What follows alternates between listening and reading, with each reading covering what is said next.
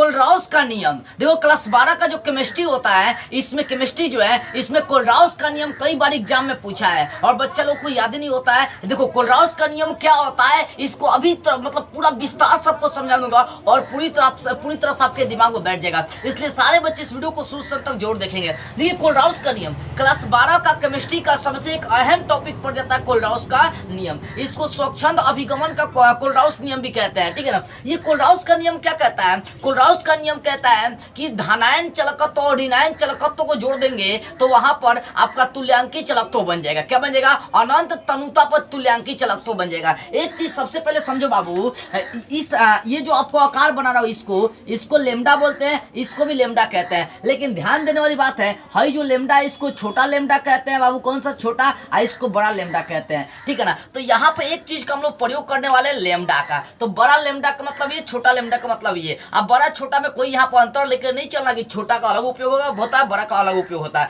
बस अब देखिए छोटा लेमडा तो धनायन और ऋणायन दोनों लेकर चलेंगे, यानी धनायन चलकत्व और ऋणायन चलकत्व दोनों को जोड़ेंगे तो बड़का बनाएंगे, यानी यहाँ पर समझिए तुल्यांकी चलकत्व बनाएंगे। अब देखिए लेमडा है जो बड़का लेमडा लिखते हैं इसको तुल्यांकी चलकत्व कहते हैं। तुल्यांकी चलकत्व को किससे सूचित करते हैं बाबू, तो उसको हम लोग इससे बड़े लेमडा से सूचित करते हैं। किससे, बड़े लेमडा से तुल्यांकी चलकत्व को क्या करते हैं, सूचित करते हैं। अब एक चीज सोचे होंगे सर तुल्यांकी चलकत्व क्या होती है, तो बोल सकते हैं एक तुल्यांकी भार के चलकत्व को, किसके, एक तुल्यांकी भार के चलकत्व को हम लोग क्या बोलेंगे, तुल्यांकी चलकत्व। यानी अगर देखेंगे तुल्यांकी चलकत्व का सूत्र हो जाएगा के गुना भी, के का मतलब कप्पा यानी विशिष्ट चलकत्व और गुना आयतन कर दीजिए, भी का मतलब हो जाएगा आयतन। सिंपल सा एक बात में आंसर देना चाहूं कि एक तुल्यांकी भार, तुल्यांकी भार लेकर चलना है, एक तुल्यांकी भार के चलकत्व को क्या बोलते हैं, तुल्यांकी चलकत्व। तो हमें यहाँ तुल्यांकी चलकत्व की जानकारी यहाँ से नहीं करना है, हमें पढ़ना है कोलराउस का नियम। तो ये तभी आपको संकेत बता रहा हूँ, ठीक है ना। तो याद रखिएगा इसको पढ़ेंगे डेल्टा, इसको क्या पढ़ेंगे, डेल्टा नहीं,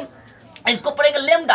अगर लेमडा के साथ अगर यहाँ पर इस टाइप का आकार लगा दे तो पता है इसको अनंत बोलते हैं, यानी तनुता, इसको अनंत तनुता बोलेंगे, ठीक है ना। तो इसको बोलेंगे अनंत तनुता, क्या बोलेंगे, अनंत तनुता पर बोल सकते हैं इसको तुल्यांकी चलकत्व, क्या बोलेंगे, अनंत तनुता पर तुल्यांकी चलकत्व। तो लेमडा इन्फिनिटिव का मतलब हो गया अनंत, लेमडा इन्फिनिटिव का मतलब अनंत होता है, इस लेमडा बड़े लेमडा का मतलब तुल्यांकी चलकत्व, तो बोल सकते हैं अनंत तनुता पर तुल्यांकी चलकत्व, इसको पढ़ेंगे, ठीक है ना। अब देखिए कोलराउस का नियम क्या होता है, कोलराउस का नियम कहता है कि अनंत तनुता पर तुल्यांकी चलकत्व उसके धनायन और ऋणायन के चलकत्वों के जोड़ के बराबर होता है। देख रहे हैं ना कि अनंत तनुता पर जो तुल्यांकी चलकत्व है लेमडा, इस लेमडे का मतलब क्या होगा, तुल्यांकी चलकत्व, तो इन्फिनिटिव है, तो बोल सकते हैं कि वैद्युत अपघट्य में, क्योंकि भैया कोलराउस का नियम वैद्युत अपघटन के लिए पढ़ना है, तो बोल सकते हैं वैद्युत अपघट्य में, क्या बोलेंगे, वैद्युत अपघट्य में अनंत तनुता पर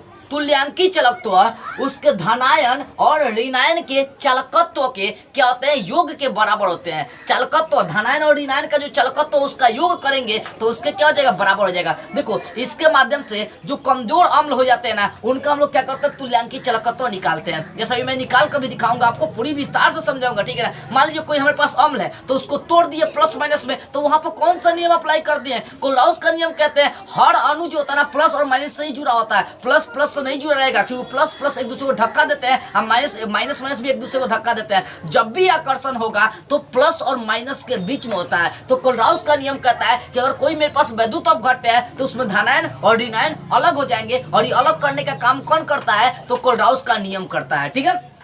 तो क्या पढ़ेंगे इसको, हम बोल सकते हैं वैद्युत अपघट्य में अनंत तनुता पर तुल्यांकी चलकत्व उसके धनायन और ऋणायन के चलकत्व के जोड़ के बराबर होता है, चाहे चलकत्व के योग के बराबर होता है। ये जोड़ को अब जोड़ बोलिए, चाहे इसको शुद्ध हिंदी में क्या बोलिए, योग बोलिए, कोई दिक्कत नहीं होने वाला है, ठीक है। तो कोलराउस का नियम अगर एग्जाम में आ गया तो क्या लिखेंगे बाबू, कोलराउस का नियम क्या लिखेंगे, तो इस सिंपल सी भाषा में आप लिख सकते हैं, कोलराउस का नियम लिख सकते हैं अनंत तनुता पर वैद्युत अपघट्य में जो तुल्यांकी चलकत्व होता है उसके धनायन और ऋणायन के चलकत्वों के योग के बराबर होता है, ठीक है ना। क्या बोलेंगे, वैद्युत अपघट्य में अनंत तनुता पर तुल्यांकी चलकत्व उसके धनायन और ऋणायन के चलकत्वों के योगफल के बराबर होता है, ठीक है। इसे हम लोग क्या बोलते हैं, कोलराउस का नियम। अब देखिए मान लीजिए आपके पास कोई, जैसे यहाँ पर सोडियम एसीटेट लेकर चल दिया, ठीक है ना, CH3COONA। अब देखिए ये आपका क्या होगा, अनंत तनुता पे इसको कोल्राउस करने अप्लाई करेंगे तो यहाँ पर माइनस वाला अलग हो जाएगा, प्लस वाला अलग हो जाएगा। तो सोडियम प्लस होता है और उसके बाद सोडियम को छोड़कर सब ऋणात्मक होता है। देखिए ऋणात्मक और ये धनात्मक हो गया,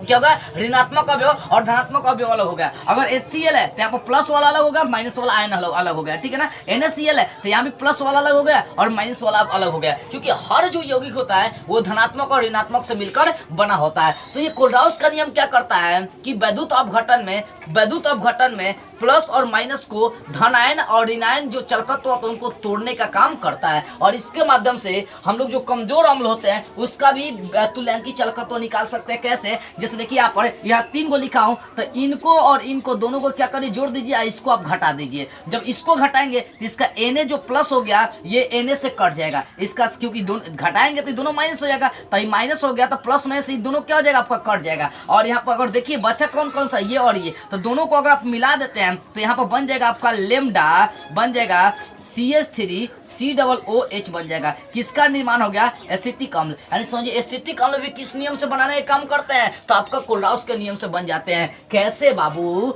देखिए मैंने क्या किया कि जो सोडियम एसीटेट है, जो हाइड्रोक्लोरिक अम्ल है, जो सोडियम क्लोराइड अम्ल है, कोल्राउस का नियम अप्लाई करके धनात्मक और ऋणात्मक को ब्रेक कर दिया, और यहाँ पर मैंने हाइड्रोक्लोरिक अम्ल और एसिटिक अम्ल दोनों को जोड़ के सोडियम क्लोराइड का जो था आयन उससे घटा दिया। तो घटाने के बाद दोनों कट गया, हाई कट गया, ये कट गया, आपका ये कट गया, ये कट गया, जो बचा उसको जोड़ दिए तो आपका बन गया एसिटिक अम्ल का निर्माण हो गई। इसको कौन सा नियम कहते हैं, कोल्राउस का नियम कहते हैं।